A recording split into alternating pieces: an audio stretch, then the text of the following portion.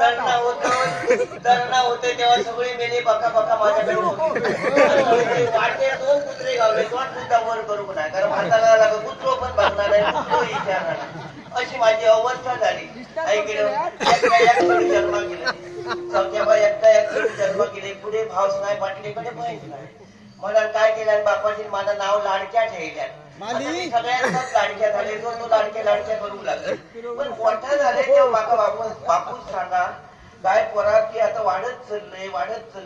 पण तोच बापूस माका काय झाले मी जेव्हा जन्म गेलो तेव्हा नाक सुरकुटाय होतो की त्या आता त्यांना चढवा नको सगळ्यांचा झील होते.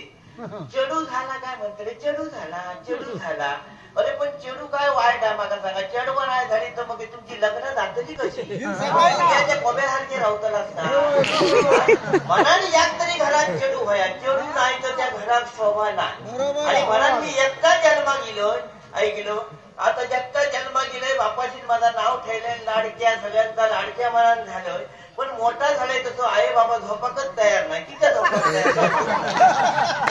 कारण कोण याच वाढणार लहान असताना मला वाटतं पण वाढायला लागला पोर का आई बापू झोपाचे नाही किती झोपाचे नाही तर आताचे हे वारे उलटे सुलटे वाढलेला पोर याच घरात दहा येत नव्हतं कामात शोधू काही नको त्या बापाची आपण मला असं प्रत्येक जण विचार करू. आणि तसाच झाला आमच्या घराकडे जो योग लागले हळूहळू 25 तासाचे 50 झाले बापूस मधून समजतो आता हे उमऱ्याची माती ह्याशिवाय रवायचंच नाही ह्या पोरात ह्या लाटून टाकू व्हाया म्हणून माझ्या लग्नाचं ठरवलं. आता मला सांगा लगीन ठरवता म्हणजे काय नुसता ठरणार नाही लगीन त्याचा पुढारी मजबूत लागतात पुढारी बरोबर नाही तर लग्न ठरायचं पुढाऱ्याचा धक्को असतो दोन्ही वाटे बरा केल्या तरी त्याचा मग ते सांगताना आमचा आम्ही बरा केला पण वाईट जर झाला तर पुढाऱ्याने केला असं राहता. आता माझा लगीन किती वर्ष जमा होता नाही माझा पुढारपण केल्या गळ्या सुरू नाही पुढारी आमचं मोठो हा सगळा पुढारपणाचे मोठे होईल ऐकलं गण्याला हाडल्या स्वर्गात आणि माझ्या बाबाक सांगल्या रे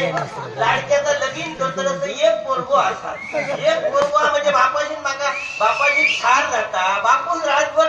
विचारच केलं होतं केव्हा पोरात स्वर्गाच्या धरी लगीन मग काय झाला त्यांनी सांगल्या बापाची मागा रात्री चेडू तुका उद्या बघू घेतली. आता मला सांगा उद्या जर बघू घेतली तर आदल्या रात्री खायचा पोर खपतच नाही त्याचा कारण हा आजूबाजूची पोराची लग्न घडली त्याला काहीतरी सांगत असतो गुरु गावता मला पर्यंत माझा एक तसाच झाला उद्या बघू घेतो आदल्या रात्री मी झोपत नाही रातभर कुशी पडतो ह्या कुशीवर झोप त्या कुशीवर झोप असा मनात सगळी स्वप्न रंगवली स्वप्न रंगो सगळी उजाड्यापर्यंत सगळी हतुना खरवटतय केव्हा येतात मी घोवत केव्हा बघते असं वाटायला लागला. तसं गण्या घातलेलो घो सकाळी येतो ना मला उठलोय आणि जाऊन बारीयेर बसले बारीयेचे दोन्ही असे पहिये बाजूक केले कारण पुढ्यात बसले तर पटकन बघतो मी एक म्हटलं घो पहिला बघतो बारीयेचे पहिये बाजूक केले घो बसलो जो तो बघूया कपाळा टोपी घातल्या पोरं अगदी सदरो घातल्या धोतारही नेसलो पण धोत्रात काय बघीसारख्या काय मी त्याच्याकडे बघित असताना धोत्रार बघले तर मागून तला होते ते सगळे त्या धोत्रातूनच धोत्रार बघूचा टाकले धोत्रार नको म्हटलंय धोत्रार बघता ते खळ्याच्या वेळेत 2-3 आकाडे घातले ऐकलं ते आकाडे सुद्धा टळटळून पेशीतच घेऊन पेशीत म्हणजे का ते तो डोकं पुढारण बघले नाही धोत्रात त्याला कळलो नाही मोडको असो आकाडे जेव्हा टळटळून पेसले तेव्हा लक्षात दिलं डोकं मोडको घो मागा आणल्या गण्या घो मागा नको म्हणून मग बापू नको म्हणून सांगतो बापूच मागा विचारता गो पोरा बऱ्यापैकी घो असा तो नको कित्या म्हणतो मी नको कित्या म्हणतोय बऱ्यापैकी आकाडे पेटल्या होते लगीन झाला का मा काय म्हटलं ध्यानात कुठावर भुजे टाकून ऐकलो ध्यानात कुठावर भुजे टाकून जर दिले तर मी मोकळा घालो त्याच्यापेक्षा डोकं मोडको घेऊ नको. आता बिचारे इतकेला मोडी काढ दिलो म्हणून त्याला म्हटलं जेव घालूया जेवणात सांगल्याने का पहिले 10-12 माणसं आम्ही येतो मग हे सगळ्यांनाच कळलं बा हो परक्या बघू जाता म्हणजे आजूबाजूचे अदाशी होते ते बरोबर खावता असला काय सगळे जवळ बोलवची गरज नाही आपणच येतले खावता असला का सगळे जवळ 50 जण झाले. आता मला सांगा 12 माणसाचा जेवण 50 आणका कसा पुरताना भात पुरणारा होतो पण डाळ पुरणारी नाही म्हटलं डाळीत 2-4 पैसे पाणी होता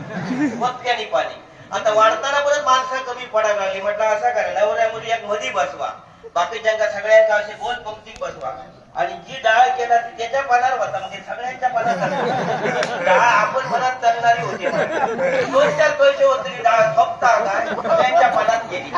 सगळे जे त्याच्यात आम्ही गावकर गाणाऱ्या खाल्ल्याने ते गावकर कसले मोठ्या मिशीचे होते पण त्यांना वय होतं तिखट मिरची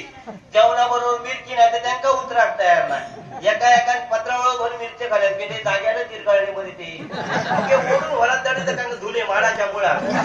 त्याच्यात करून परत नवऱ्या मुलग्या सांगले तिया 2 खाले त्या बिचाऱ्या त्या गावकऱ्यांनी सांगलं ऐका म्हणा त्यांनी खाल्या आणि त्यांनी खाल्याला बिया बघतो त्याला पाठ ठेवलो तेव्हा पाठावर बसलो तेव्हा रांगोळी आम्ही घालू पाठाच्या रांगोळी म्हटलं जाऊ दे महाराज म्हटलं रांगोळी काय करू आमला हो बघू पण तो मात्र याच काम केलं त्याला तो माझ्याकडे बघितच होतो. बघित म्हणजे खरं सांगते देखना कसला होतोय मी हा नुसता उघडा पडला असता तो आणि इतक्या देखना होता. आता या खताचा खातो आणि खत आमका खाता ऐकलं देखना असल्यामुळे आसन माझ्याकडे बघितलं होतो. मी या खाली मान घातलंय राजे थोड्या वेळानं झाल्याने उठान उभं राहलो आणि म्हणतो पंच झाडूक लागलो. म्हटलं पंच झाडता की त्या असले हे ढेपे होते ना तू एक ढेपो त्याच्या गेलो नाही असता ढेप्याचा कसा जाग्यावर पोतापर्यंत घबरवतो जाग्यावर गेलो काय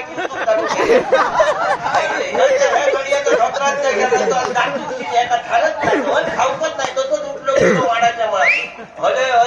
ढेपो बाहेर काढा बाहेर जातो परत काही येऊ नाही. मग आता म्हटलं ह्यो घो मोडले आता दुसरं हाडतो लोक तर गुरु सहकारात हाडल्या त्यांनी हाडल्यान पण त्याच्या कपाळ काढा सगळा गुळगुळीत होता.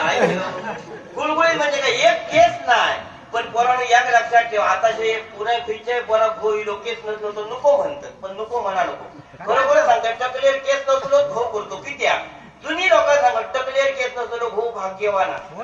ऐकलो आणि म्हणालच काय केलं टकलेर केस नसलो घो कोणी मोडू नको इलो तर त्याच्यामुळे 2-4 फायदे होत. पहिलो फायदो बसलो समजा घरात आधी आताचा पाणी मिळणार आहे पाणी कमी लागतं ना किती कसा पाणी कमी लागतं नाव केलो का हसकर वाटल्यात हसकर झाली हो पहिलो फायदो.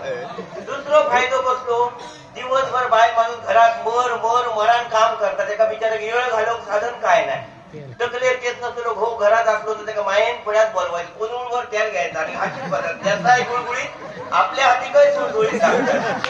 दुसरो फायदो. तिसरो फायदो बसलो लगीन झाला काय पोराही दाखली म्हणजे आताची पोरा घसरगुंड्याशिवाय राहणार तर त्यांच्या प्रत्येक पोरग्यांका घसरगुंडी होईल. मग टकलेर केस नसलो भाऊ घरात असताना घसरगुंडी खेळा बाहेर किती काय गरज ना 2 ढेबे गव्हाच्या कपाळावर सोडायचे पोरांका पसैल रवायचा. आणि 4थो फायदो बसलो चपाती पळपट नाही गावलो चपाती लाटून गावलो. मी म्हटलं ह्याच्या जवळ लगीन करतो झाला ठरला लग्नाचा सगळा ठरला घराकडे गेले हांडे खुर्च्या सगळा भरलेला होता. म्हटलं गो बरोबर हाडल्या आणि लग्नाच्या दुसऱ्या दिवशी बघतो तर शेजारी पाजारी येतं तू कोणतो आपले खुर्चे उचलता कोण हांडे उचलता केले म्हणतो वैक्याचं घोडा आणि फजारा तो रामराम केळी कोणत्या घडाची वाटली कोणी त्याचा मोठेपण केळी वर बाजू ठेवलं तसं जगाचा हाडून मोठेपण दाखवले. तरी पण म्हटलं जाऊ दे आता लगीन केलंय मा ह्याच्या जवळ मला दिवस काढून घे घर मोकळा जाय ना खूप तर बोरा घो बरं बसलो 2-3 दिवस पाठी पडल्या नागपंचमीच्या आधी हो घरात नागो होती घेऊनची सवय ही माकाय माहिती नाही ह्याला सोरो खाल्याने वास बसले तर मग ते नागोबा होता ह्याला घेऊनची सवय. मग हे काय करतो आता नागोबा आता माका म्हटलं किती वर्षापूर्वी लागता कोणाला माहिती. तरी पण म्हटलं त्याच्यावर दिवस कित्या काढलं तर 2-3 मारल्या तेव्हा गेले बावडे जीव देऊ बावडीत वाकात वगैरे तर पाणी झरला खडपा दिसा होती घराकडे परत पाठी उडी मारलंय मोडलंय तर माका बघूच नाही ना मेलंय तर ठीक होता पाणी भरपूर असलं तर मरतो खडपा दिसत म्हणजे नक्की मोडतोय मी पाठी. मग काय केलंय म्हटलं आता हो नागोबा म्हणजे आसान नाही म्हटलं क्षेत्रियांतरी तरी गोवचा कारण लगीन झालेल्या बाई यात तरी पोरदा व्हाय ना तर सकाळी उठान फिरक नको आडिया गेल्या समजल्या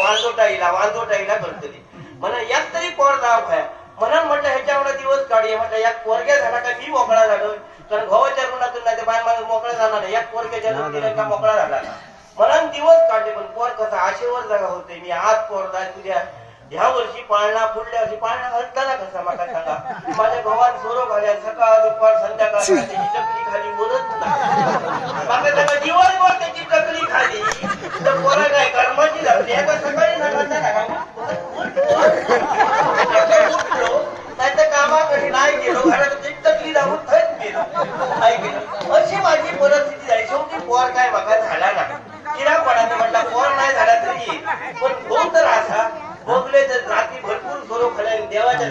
लागून गेलो कडे आमचा देवाचा झाडा त्या देवाच्या झाडाखालून गेलो तो हो पोट फुगला नगाडो झालं म्हणजे काय पोट फुगला माका वाटला तो नळ फुगलो काय नळ घातलंय नळ्यान शेतलंय नळ कमी नळ्याची इजा नाही ओधीत पडलो देवाच्या झाडाखालून सोरो खाऊन गेलो म्हणा आणि माका सांगा गो लाडकी आता मी मरतलय अरे मरतलय पण होतो ना कोण तुका तर नाही म्हणता तो खळ्यात यम इलो म्हणून बघले तर खळ्यात कोणतो तरी रेडो येईल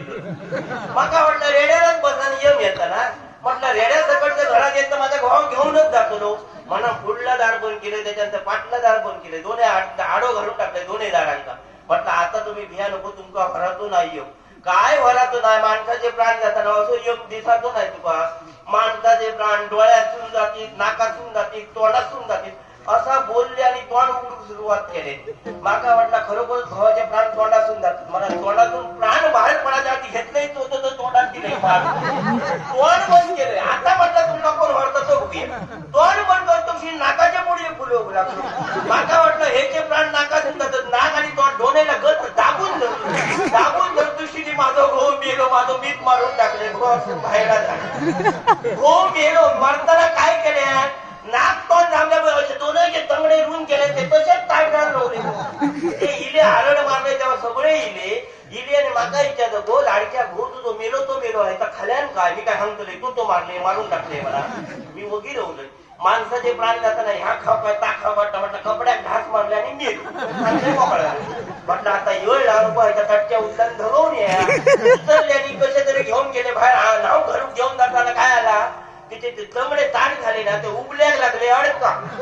परत माझ्याकडे येले हो लाडक्या तुझ्या भावाचे तंगडे ताट झाले ते उबल्या काढतात आता उबल्या काढूया का त्याचे पाय तोडूया आता खैचा आहे बाल म्हणून असला कसलो भाऊ असलो तरी पाय तोडा म्हणून सांगा पण मी मोठं विचार केले कसलो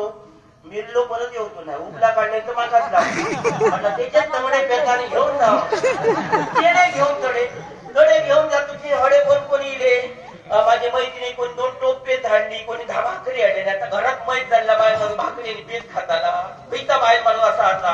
मी 2 टोप पेदही खाल्लं 10 भाकरी खाल्ले आणलेली त्यांना वाईट वाटतं त्या दिवसापासून जगाची मोलमजुरी करतोय ऐकलं आणि मोलमजुरी करून हे दिवस काढतोय